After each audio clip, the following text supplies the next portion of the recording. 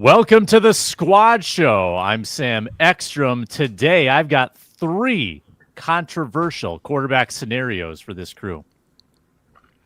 I'm Reggie Wilson, sports director at Care 11. Oh, man, JJ McCarthy, welcome back. You get the Lions. I'm Ron Johnson, Gophers and NFL wide receiver, host of the Ron Johnson Show. And I think Max Brosmer might be starting at quarterback. I'm Julia Daniels, Care 11 sports reporter. I like Ron's take there. Concerned about anyone that's going to be starting quarterback for the Vikings. Skol! It's the Viking Squad. Everything Minnesota Vikings every week. Breaking down all the big hits and game-changing plays from the land of 10,000 lakes. The way only the Locked On Podcast Network can. It's time to gear up. The Viking Squad Show starts now. And welcome into our Care 11 Viking Squad Show. On this Wednesday, we're so glad you're with us. We are streaming live the Locked On Vikings YouTube channel. Get our audio and the Locked On Vikings podcast feed. And hey, watch Care 11 with Julia Daniels and Reggie Wilson. Watch the Ron Johnson Show with Ron Johnson. We'd appreciate that. Today's show is brought to you by Game Time. Download the Game Time app, create an account, use code LOCKEDONNFL for $20 off your first purchase.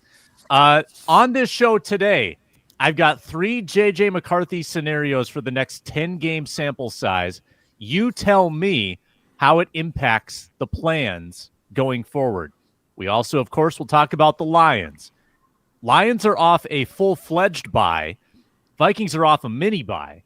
So who's going to be more prepared for this one? We'll talk about how the Lions have dominated KOC. They've dominated B-Flow. And the big breaking news, of course. Should I play the breaking news sounder for this? Does it deserve it? Is it worthy of it? Let's go ahead. John Wolford. John Wolford is the Vikings' 3rd quarterback. Not splashy, not sexy, not a big trade. It's John Wolford. He's got a KOC connection from the Rams days. Feels like he's the 3rd-string quarterback, probably on the practice squad. I don't think we need to spend much more time on John Wolford, but we should spend a lot of time on JJ McCarthy, who's going to be the quarterback on Sunday. He's back. Last played in week 2. So that sets up a 10-game sample size, if he's healthy. You get 10 games with McCarthy if he can play them all, and that will be the 10 games that decides kind of what the vision is into 2026. I'm going to give you some ways this could play out, and then we'll go around the horn. So Ron Johnson, let's start with sort of the median. JJ McCarthy goes 5-5 the next 10 games. Vikings miss the playoffs. Okay. Because they'd probably be 8-9. JJ throws 12 TDs, 8 picks. Pretty average. So he's an average quarterback for the next 10. How does that influence what you envision going into 2026? So that's additional to what he's already done, right? So 12. So he's 1-1 now. He would go 6-6 for the year, I guess. He finishes 5-5. And then what is he? Because what is his touchdown interception ratio now? Is it 2-2? He threw 2 against the Bears and then none against the Falcons. And he threw 2 picks and he threw a pick 6 against the Bears. So it'd be 2-3 right now. Lord. Yep, you're right. So, he's currently 300 yards, 2 touchdowns, 3 interceptions, 67 pass rate. So add 12 and 8 to that is what you're saying. So we're looking at 14 and 11. Oh my goodness, that is gross.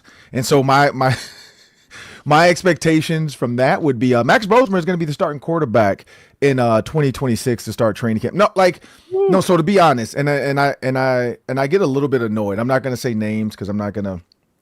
I was listening to the radio yesterday, and somebody was trying to explain what J.J. McCarthy has to do, like what Kevin O'Connell has to do. First answer was, well, they're going to start all over again and start with the quick game. What? This dude has been here for 2 years. They're not starting over. Like, he had an ankle sprain. He didn't get hit in the brain and forget football. Then he said the quarterback coach and the head coach want to keep him because he's coming off an ankle injury. They want to keep him out of 3rd and long situations. That's every quarterback. Every team wants to stay out of, like, If you don't know what you're talking about, sometimes don't talk football. Just talk what you know about what the team is doing, what KOC wants to. Don't try to like throw football at it because it sounds dumb. Like they want to keep him out of 3rd and long. Oh, so they didn't want to keep Carson Wentz out of third. They wanted to keep Carson Wentz out of everything, but they couldn't. So when you think about this, Sam, next year, honestly, I think there will be a quarterback like actual competition. If Max Brosmer gets to come in some of these games, if these are blowouts, I mean, because they just showed the next couple games. And did you see the Ravens? And then they're getting Lamar Jackson back? Like, whew, man. And so it could get bad. And if he's 14-11 going into this offseason and they don't make the playoffs, one, is Aaron Rodgers still ready to play? Like, does he want to do one more year? Like, that's where I'm going with it, because I just don't see an avenue where you feel like that's and sorry, my other answer to that was the other thing they were like is, oh yeah, because they want to see like what they have in JJ McCarthy, and we don't even know what what Max Brosmer can do. You saw him if you saw both of them in college, one was a passer and one was a game manager. The only difference was one went to Minnesota and one went to Michigan. If you flip them, Max Brosmer is up for the Heisman at Michigan. Like, it is what it is. Like, Max Brosmer can throw the ball. And I'm not saying that that's the answer to put him in there. I'm just saying if JJ McCarthy really can't get it done, I'm kind of frustrated with this, then it's time to, like, be honest with what happened. It was a mistake. Maybe it was a gut reaction to the Falcons taking Penix, because Penix looks really good right now. Well, not always, but he looks really good right now sometimes. I just don't know if McCarthy is a passer. That he was never that at Michigan. I thought they were gonna run the crap out the ball when they got Jordan Mason, but I don't know where that went. Like, this offensive line can't get it going. So my thought is it's going to be a quarterback competition. Would have to be going into next season. Yeah, Reg, 5-5 finish for McCarthy. What do you think? Yeah. So okay, one of my really close friends and frat brothers, he's from Chicago, and we talk Caleb Williams, and I'm like, hey, Sam, Caleb Williams is mid, and I will hear nothing of it. And he's just like, it's only 24 starts. So he was like, how are you after 24 broadcasts? And I was just like, okay, all right, that's enough. I was perfect, dude. No mistake. Is what I think about where I was 24 broadcasts in, and I'm just like, oh, Lord. So I think here's the thing. If you trade up for a guy to go 10th overall, you got to give him some time. He missed all of last year. He missed all that time on task. He wasn't healthy, wasn't upright in order to, like, actually practice. Then he comes in this year, and he needs to be out there on the field. I think it's an accomplishment, honestly, Sam, if he does go 5-5, because that means that he was out there getting actual game reps. And so I think whether or not he goes 5-5 or not, stick with it. You drafted this guy to be the future of the franchise. Yeah, maybe it doesn't look good, but like if the Bears gave up on Caleb Williams after just one season because they were just like, oh yeah, like this is not gonna work. Like, what are we doing? You know, Kevin O'Connell said, you know, organizations fail young quarterbacks more than young quarterbacks fail organizations. This would be his chance to actually prove the fact that what he says is actually real, that he is, you know, believing what he's actually said. And so I think what's interesting is maybe you do try to bring in like an actual veteran quarterback that you could get some games won with. You know, the Carson Wentz experiment is pretty much over. I don't know that they bring him back, but like maybe you bring in, you know, somebody that is he's done some things kind of like a Wentz, but just someone else. And so I think not that's Wolford. Wolford's not the answer there. Not Wolford. He has started some NFL games before, but yeah, not John. But I think that's what they do. But if McCarthy is able to stay upright and play in the rest of these 10 games of this season, whatever he does, you stick with him. You stick with him. Keep him upright. Then he has a whole offseason to try to get better, another offseason program, another training camp to try to get better. And then, you put him out there next year and hope that he has taken a step. It's so funny when I was telling one of my coworkers earlier this week, when I talked to JJ McCarthy, Juju was there.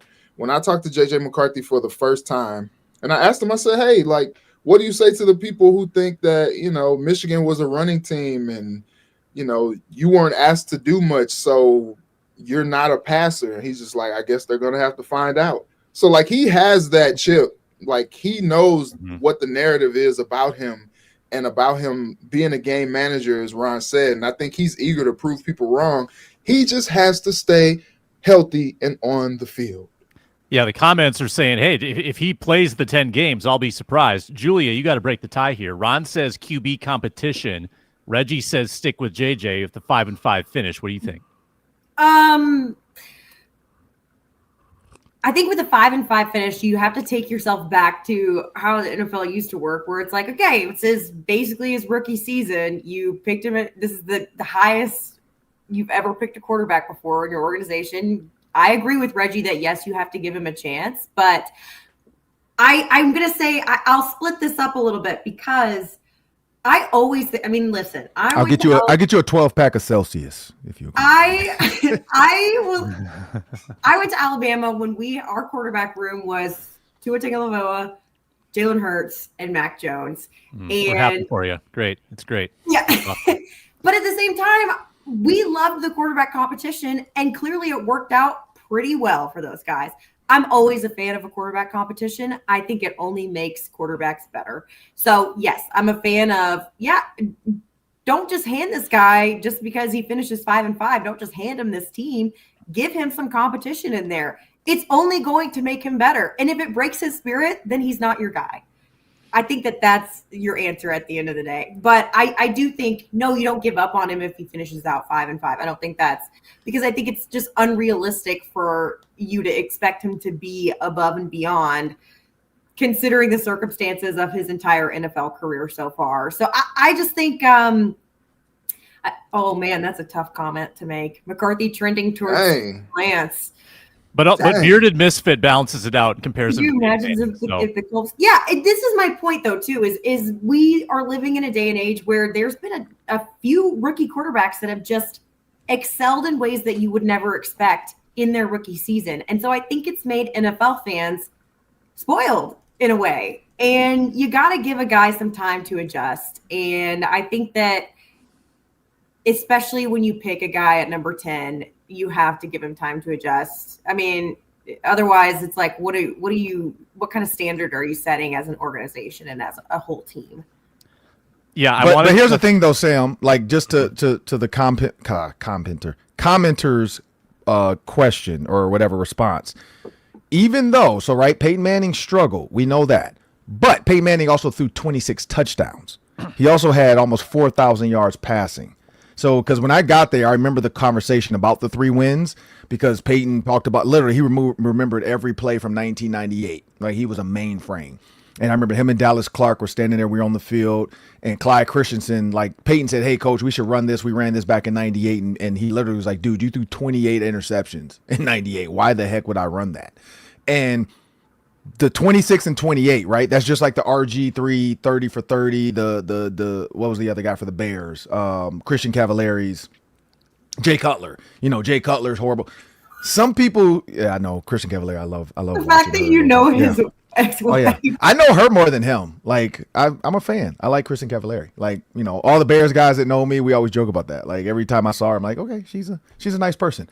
Jay Cutler, you're an idiot. But anyway, when you you look at those stats like that, those guys did it later in their career, and that's why it kind of was over for them. Peyton did it they did it later in their career. That's why it was over for them. Peyton did it earlier. JJ McCarthy hasn't done either. Like he and that's what I could say, I guess 14 touchdowns, 11 interceptions to the commenter's point. Yeah, Peyton Manning, but Peyton Manning also was like up for the Heisman. He also was considered the best talent ever. Ryan Leaf, everybody even knew that. They knew Ryan Leaf was the offensive production guy. They knew Peyton Manning won a national championship. like Peerless Price. Like I remember that. Like that was my high school year. Like I loved that Tennessee team in 97. So Peyton was just different. I watched Peyton Manning when I was playing. I watch JJ McCarthy. They are not the same. So the Colts, like there was no reason to give up on Peyton. The Colts as a team sucked. That's why they like got Tony Dungy, because their team sucked. Their culture was bad. Their defense was bad. They were like, that Buccaneers defense is pretty good. I don't know why they fired Tony. Let's get Tony here. And what happened? The Colts won like 10 games. Like they went 10-0 for like 3 or 4 straight years. So again, sorry for the rant, but don't put Peyton Manning and JJ McCarthy in the same conversation. They are not the same. Like Peyton Manning actually threw the ball with confidence. I feel like JJ McCarthy is almost scared at times to make a bad throw. And he misses the easy throw. Like it makes no sense. I don't know. Because like that touchdown, the interception pick six of the Bears should have been a touchdown to Naylor on the corner route. Like if they go zero coverage, you don't throw the out route. You throw the deep ball because there's no safety back there. But again, I don't play quarterback. I know it moves fast. I don't want to put my hands up under a center's butt. So yeah, I'm gonna give him credit for that. Let's wait and see. We've already got debate. Go ahead, Julia. Well, I just think, I don't know. To me, correct me if I'm wrong, Reggie. I feel like I don't want to put you in the same basket as me. I was never like sold on JJ McCarthy to begin with. Everyone was talking about, am I right, Reggie? Like, I agree with you. You're right. Like, I watched him hand the ball off and a lot. Yeah. I mean, we saw him come into Dinkytown and play against the Gophers. I remember Kwesi was there. Yep, and KOC. Yeah, and it was like, okay, all right. I tweeted it. I actually have a tweet on that day saying KOC and Kwesi are here watching their future quarterback, and everybody in that tweet berated me. Oh, he's not going to be there when the Vikings pick. Well, the Vikings traded up. And they still did it. I was like, but he handed the ball off to Blake Corum, and I just a ton. Oh yeah, yeah. And it's just like, I don't know. To me, I feel like I'm going insane because everyone when I would say that, because everyone was so high on JJ McCarthy even before he got drafted, and I would say, I'd be like, I don't really understand. Yeah, do I think JJ's a nice guy? Yeah, sure. Like, I think he's a great person, whatever. But I just was never high on him as a quarterback. And now we're seeing this all play out in front of us. And I'm like, I feel like I'm going insane right now, you know? Yeah, it seemed like JJ was like a second or third round pick or something like that. And then we saw Jim Harbaugh just do like the PR job of his life to pretty much propel him into that first round conversation with some of the other quarterbacks. And I still contend that the Vikings wanted Michael Penix, but the Falcons just kind of usurped them and just like mucked it all up for the plans that they have. I think they wanted Michael Penix. He was going to be there. They signed Kirk Cousins, but they were like, yeah, let's take another quarterback too. We'll take Penix in the draft. And then the Vikings are like, okay, yeah, like it's a free-for-all. It's either McCarthy or Nix, and we're like, okay, yeah, we're gonna take McCarthy. And so I think the tough part about McCarthy is like, I think maybe he was probably a little bit more developmental than anybody wanted to really believe. Like this guy needed a little bit more time on task, but then you take him 10th overall and then you're like, okay, well, he needs to deliver right away. But I think he kind of needs some more work. When you're in year 2 and you hear the head coach and even the player talk about fundamentals, working on mechanics, and like that stuff seems like elementary, especially, for the quarterback position. And so when you talk about those things, you're like, okay, why are we doing this? And then you look at the product on the field, and then every time Justin Jefferson brings up JJ McCarthy, he always says, yeah, I just want him to play confident. Just be confident out there. Just be confident. Just be confident. And it's like when you say that each and every time you talk about a guy, there's some deficits there that need to be overcome. And I think that's why I say you kind of got to give him some more time to see if he can figure it out. That being said, like he's not afraid of a competition. He was with Cade McNamara at Michigan for the first couple years of his time at Michigan and ended up, winning that competition. McNamara ends up at Iowa or whatever. So I think he's a, the book is he's a gamer, but that hasn't translated to wins just yet. I think there's still just a lot that he needs to do from a development standpoint that maybe, people don't have the patience for, but they kind of need to because this is his process. That was no competition with Cade McNamara, by the way. Cade McNamara left. He was hot garbage. He left early. He knew his time was limited. Michigan fans hated him, and Iowa fans hated him. Like, I still wish he was at Iowa, man. Come back to Iowa. Come back. But Reggie, the one thing I did want to say, too, because you made a good point about McCarthy, the one thing that I think everybody is hoping is they saw KOC with Sam Darnold. They said KOC with Cousins. Like, they saw what KOC unlocked in those guys. And I will say that, hopefully, because we saw the passes to Roman Wilson at Michigan. Hopefully, KOC, like Sam Darnold, what's his name? Carson Wentz. Hopefully, Carson Wentz letting his arm fall off in order to let J.J. McCarthy have one more week to kind of get his mind right. I hope this is the path. Like, I hope we can go back and look at this and J.J. McCarthy throws 10 touchdowns, 1 interception, and we can go back and say, Carson Wentz, let's put that shoulder on a trophy. Like, we're going to put that in front of U.S. Bank Stadium. This is going to be a picture of his arm, like Will Smith in I Am Robot. Like, the whole left arm is now robotic, and we're going to put that up there for him because, like, you sacrificed your entire shoulder and your arm. You can't even hold your kids no more, but J.J. McCarthy got better. That ankle got 100%. We still have 2 scenarios left, and the debate is always fierce. And the next 2 scenarios are juicier than the first. Next on the Squad Show. We're brought to you today by Mazda. Mazda crafts cars for those who do more than simply move. Mazda delivers confidence with every single ride with more IIHS Top Safety Pick Plus awards than anyone else. From footwork to breathwork, athletes sweat all the details. J.J. McCarthy's working on that footwork as we speak. Mazda brings this same intention to how we craft every model. You can feel the Japanese craftsmanship in every detail. It's the metallic accents. It's the available Napa leather upholstery. Make everyday drives feel like anything but. Going to the grocery store? Mazda. Going to Chipotle? Mazda. Smooth handling, intuitive controls. Like our players, we sweat every detail because when you make every move count, impossible becomes irrelevant. Mazda. Move and be moved.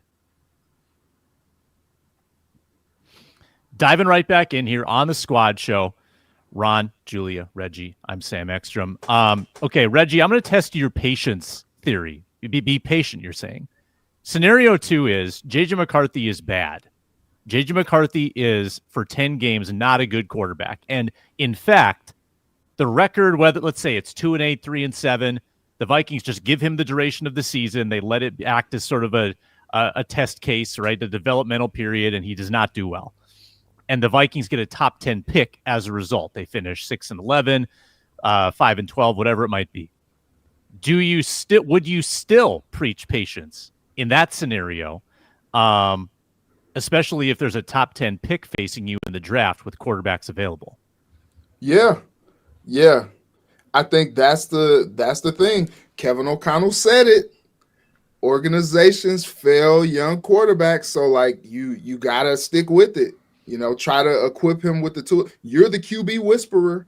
You've done it with all these, reclamation quarterbacks. Now you finally have this young quarterback that's like clay that you can mold.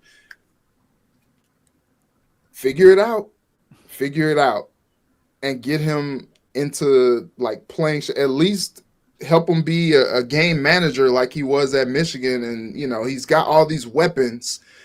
It's hard to think about a quarterback just being so bad when he has all these weapons like Addison, Jefferson, Hawkinson, Naylor, even Adam Thielen's coming back. Like, it's just tough to think that he would be someone who would just not be able to figure it out, especially with, the assets around him, Kevin O'Connell, Wes Phillips, Josh McCown. Like, you would hope that as he continues to move on, he would figure it out. And if he's bad, I'm sorry, you got to stick with him. You traded up 10th overall to take this guy. You got to stick with him. I think, you have Max Brosmer there if you need to pull the plug next season after 3 or 4 games, and you know what Max can do, put him in there if it just continues not to get better. But I think it's going to get better. Call me an optimist, I guess, but I just think it's going to get better. I just think he needs more time. And as long as he's healthy, even if he's bad, you kind of got to give him a chance to work through it. Yeah, Julia, I feel like I know where you'd lean on this because you were already on the fence at 5-5. At 2-8 or whatever, you're probably saying, pull the plug. It's just an interesting situation because would you start over with another rookie the next year? That seems a little unlikely too. That means you're probably going back to a veteran quarterback if you wanted to move on.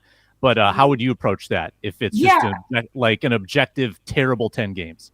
I mean, I would throw this back to Ron's point from earlier about seeing if Aaron Rodgers has one more year in him.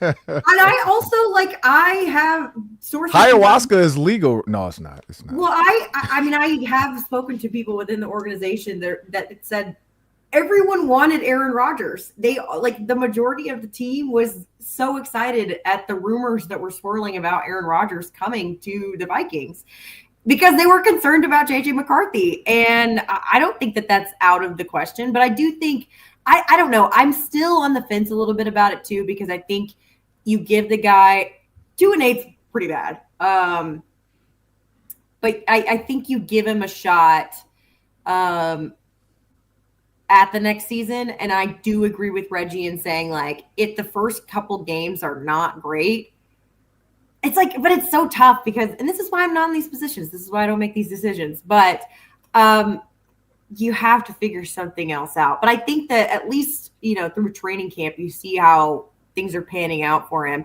Because let's be honest, I mean, JJ McCarthy didn't look super awesome at training camp either. So it's not like this was, I don't think this was new for us that we're out there every single day watching him, that we were like, oh, he looks so amazing. And now these 2 games that he's played, he's not so great anymore. It was never that. It wasn't like, oh, he's going to go in and be awesome. So I just think I wouldn't be, if he ends up 2-8, I would not be surprised if they look for a veteran somewhere. Because also that seems to be Kevin O'Connell's bread and butter too, is finding these old washed up, quote unquote, guys that maybe it looks like their career's not going so great, and then he turns it around. And I don't know what it is that separates the two, because I'm not a quarterback whisperer myself, but I wouldn't be shocked if they went that direction if things went horribly wrong for JJ McCarthy for the rest of the season. Ron, it requires organizational commitment to have patience like that. Everybody would have to be on the same page because of their own job security, right? Kwesi would have to be okay with being patient with a quarterback that just went 2-8.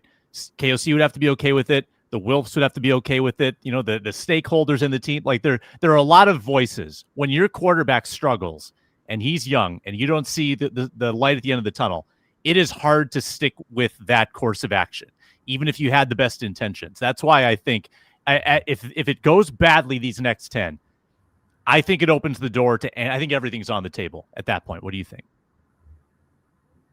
He's muted. Ron's muted. 2-8. So again, I got to go with the Peyton Manningisms, right? It's the stats. What do the stats look like? Because honestly, wins and losses, even though it is a quarterback stat, it's not a quarterback stat. By the way, I don't know if you guys saw the tweet about Tua Tagovailoa. They said when the FBI started investigating point shaving, Tua now all of a sudden can find receivers in the end zone.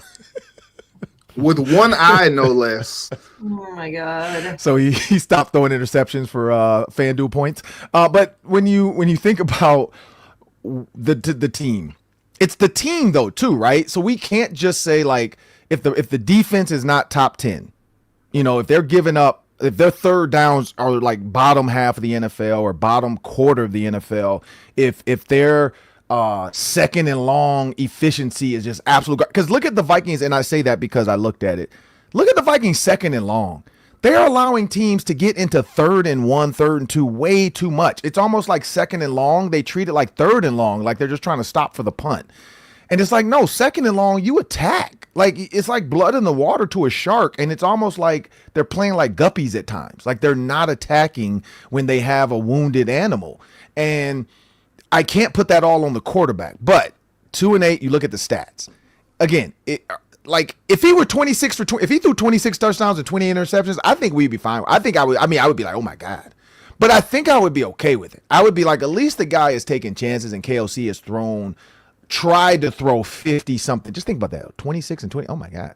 Tried to throw touchdowns, tried to make plays, tried to get the 3,700 yards. You're like, you know what? Yeah, man, this guy got it. Like if this kid throws for 2,000, I'd say 2,500 yards in the next 10 games, right? That's 250 yards a game, give or take. 220, maybe a 300-yard game here. Also, remember, though, Peyton Manning has some 300, 400-yard games in that stretch.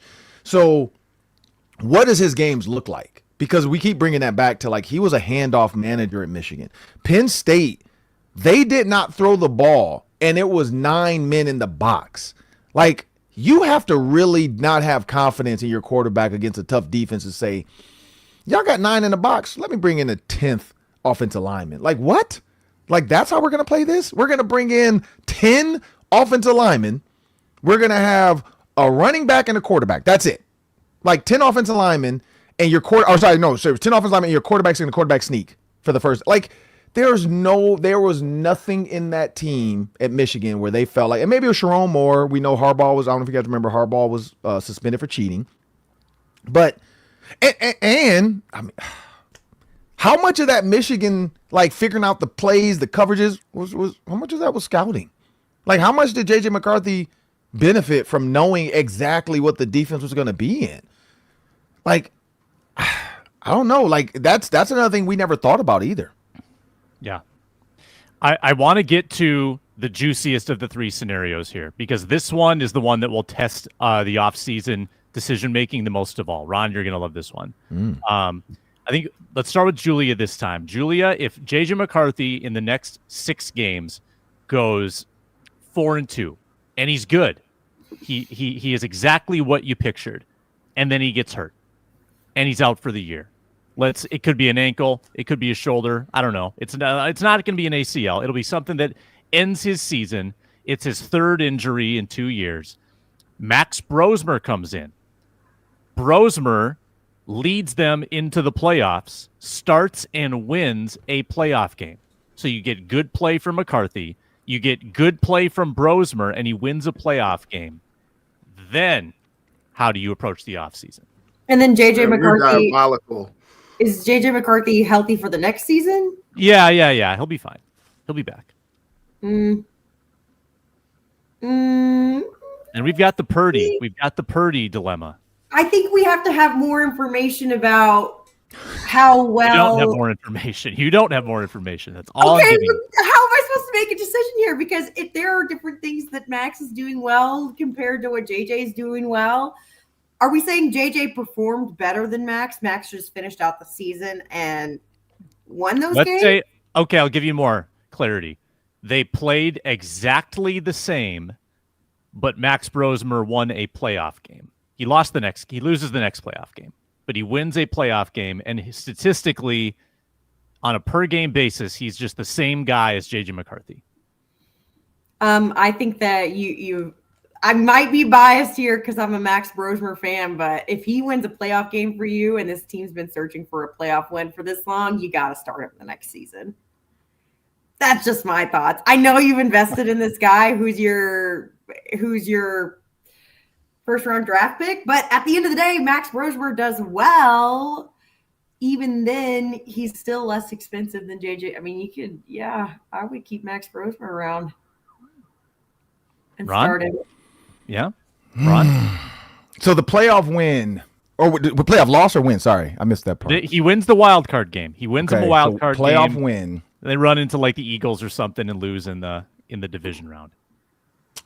I mean, honestly, like, here's the problem with Minnesota. We've seen this before. We've seen that story before. Like, we've always seen the backup maybe get that done, and they never stick with the backup. Like and again, I don't know if Case Keenum was the answer. We knew Kirk Cousins was a good choice. Sam Darnold did not win a playoff game though, right? His first playoff game he lost. No, he got sacked 28 times. Yeah. Oh man, that's tough. So I'm you know what? I'm gonna just say if he wins a playoff game, man, like you go with Max Brosmer. Like I think you do, and it's his job to lose at that point. Like I would be okay with that. Like I don't think a fan. Now here's the thing: fans are gonna be pissed off about. Well, okay, we draft this guy, trade him. Yeah, Like get rid of it. trade him. Like look at Brock Purdy. You know what I mean? You got Like someone cheaper you can keep around.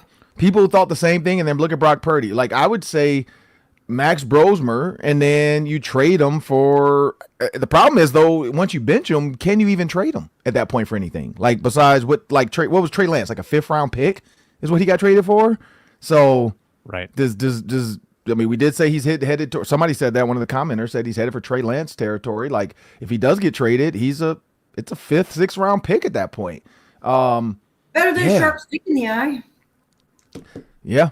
But I mean, I don't know. Like I still like I like the thought of like, because I look at Aaron Rodgers with the Steelers, but somebody else said this too about the tweet.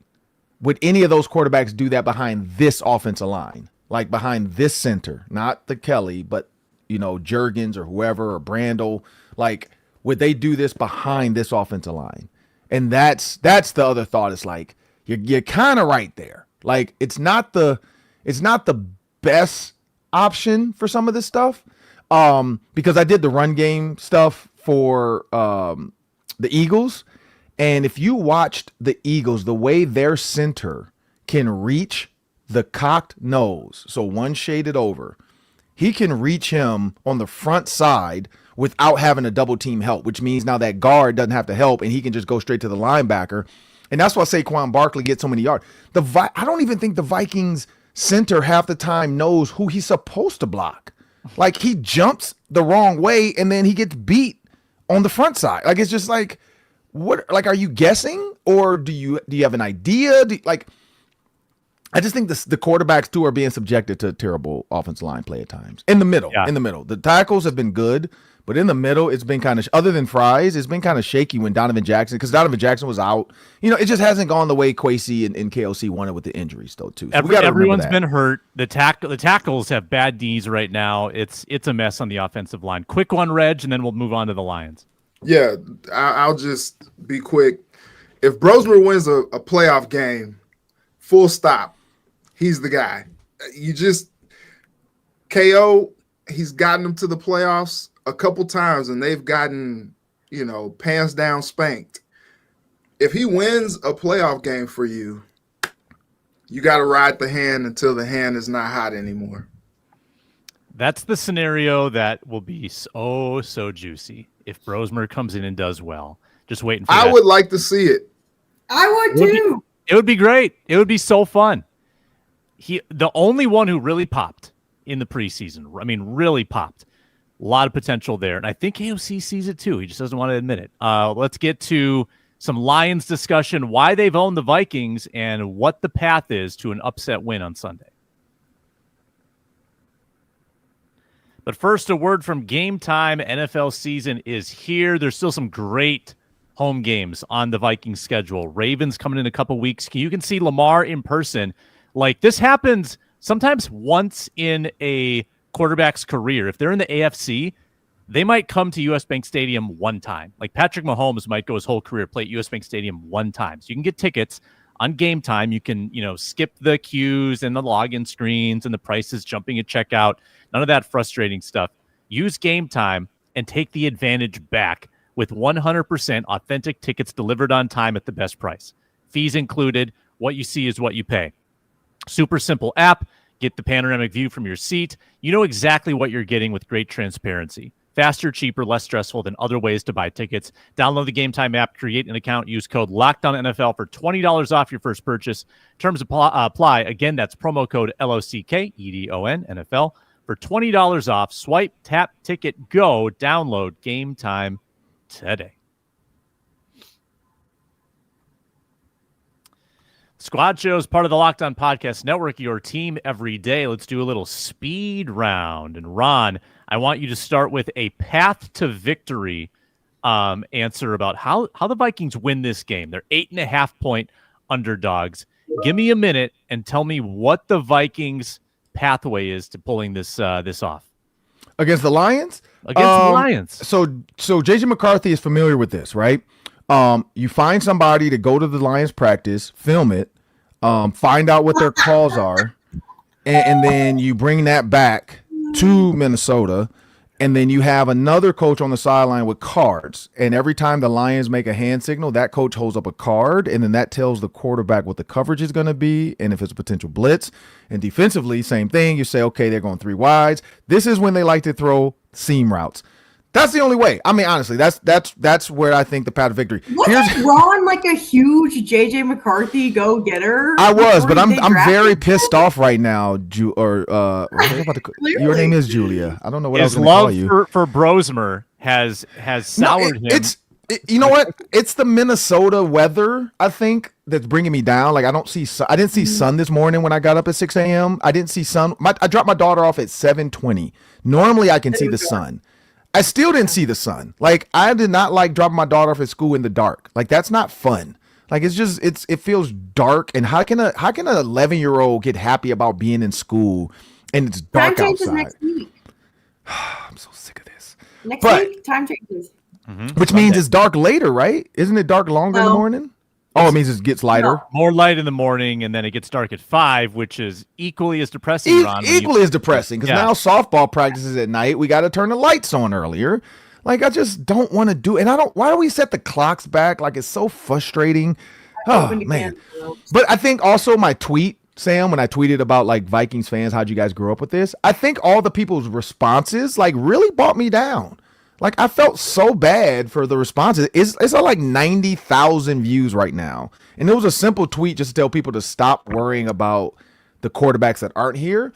And people are like going through it of like, I grew up like this. I don't have a heart anymore. I'm numb to it. I'm so sick of it. So I don't know, Sam. Like, this run game is so good. The pass game is so on time. The defense gets after your tail.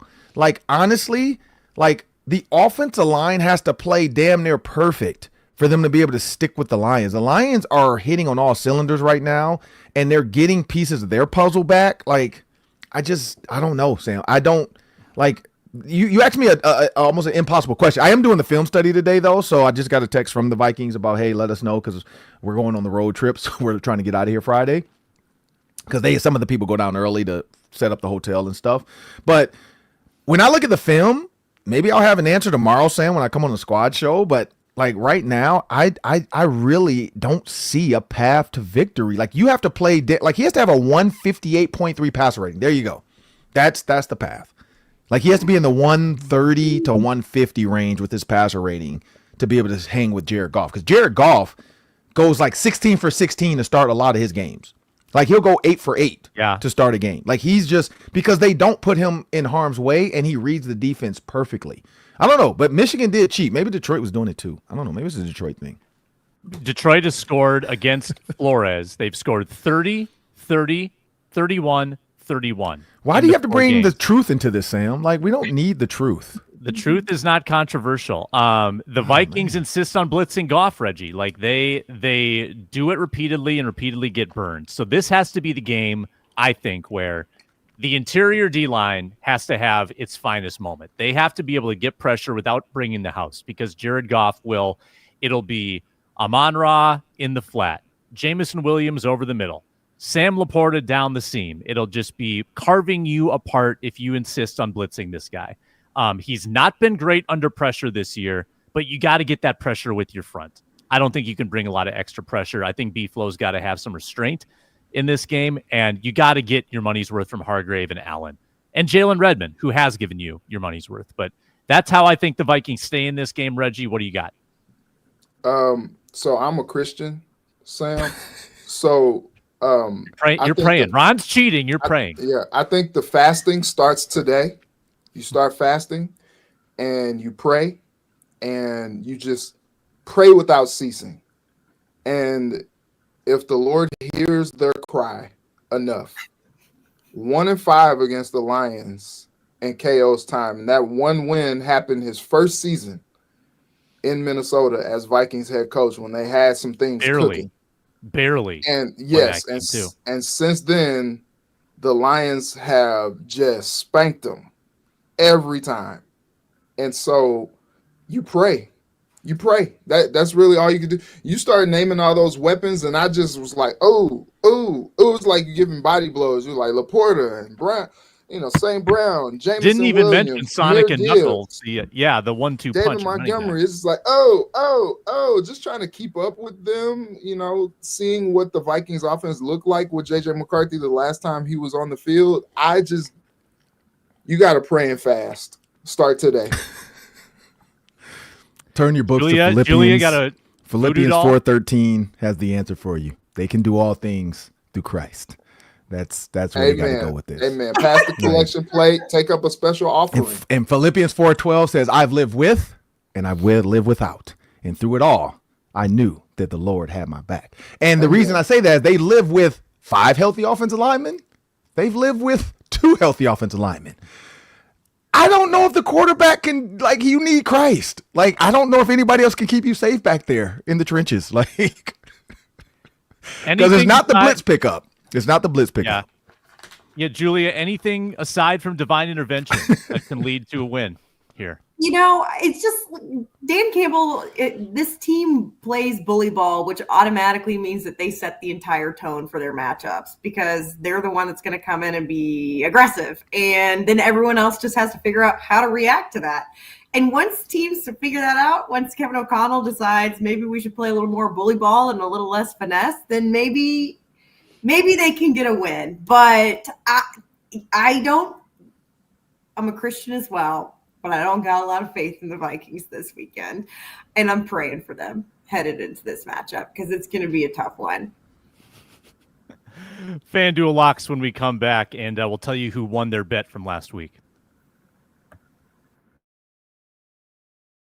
I'm Cody Rourke from Locked On Broncos, and this episode is brought to you by Peloton. Peloton is shaping the future of fitness with the brand new Peloton Cross-Training Tread Plus, powered by Peloton IQ. This is Peloton's most advanced equipment yet, giving you real-time guidance and endless ways to move, whether you're running, lifting, or you're cross-training with your favorite instructors like Alex Toussaint. It's training reimagined to make your workout more personal. Peloton is built for breakthroughs with features that help you plan, stay motivated, and hit peak performance. You can let yourself run, lift, flex, and go while Peloton handles all the rest. Plus, Peloton IQ provides real-time strength coaching, tracking your progress and suggesting weights that challenge you so you can get stronger. Plus, the new movement tracking camera, it counts your reps and corrects your form in real time, making sure every rep is safer and smarter.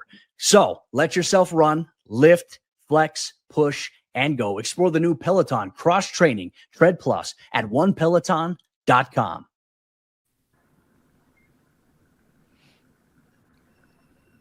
Thanks to Cody Rourke for that. We end every show with FanDuel locks. Ron Johnson in a dreadful Thursday game. We all picked Vikings to do stuff on offense, and somehow you won. Somehow you got the lone touchdown, Jordan Addison touchdown, and you cashed plus 195. Well done. It was the L.A. Kush. You knew Jordan Addison going home to L.A. You knew that was going to work out for him. Good for you. Julia, you know about that. Why does Julia know? Because she's young. That's the young kids talk. The Burberry Kush out there, God. It's Julia, legal, people. It's legal. Give me a lock. Give me a lock. Sam's like, move on. Please. What's interesting is touchdown scorers. It's that they even have listed is Jameer Gibbs, David Montgomery, Amon-Ra St. Brown, Justin Jefferson, and Sam Laporta. So it's just Justin Jefferson out of the top 5 that they have listed. Top 6. That's are 5. all Lions. No, it's top 6 are all Lions. There's only one, and there's Jameson Williams is in there too. Oh, I didn't click down on that. You don't see another Viking until 7. Okay, I'm gonna go. Okay, sorry. This before you go, Julia. This is a funny one. The Detroit Lions defense has a better anytime scorer number than J.J. McCarthy and Jalen Naylor. Dang. Like, what are we doing? Like, they're not even giving him a QB push or nothing. Like, my goodness, Unreal. That is bad. All right, I'm going to go Jameer Gibbs first touchdown score plus 370. Gibbs first TD plus 370. Reggie.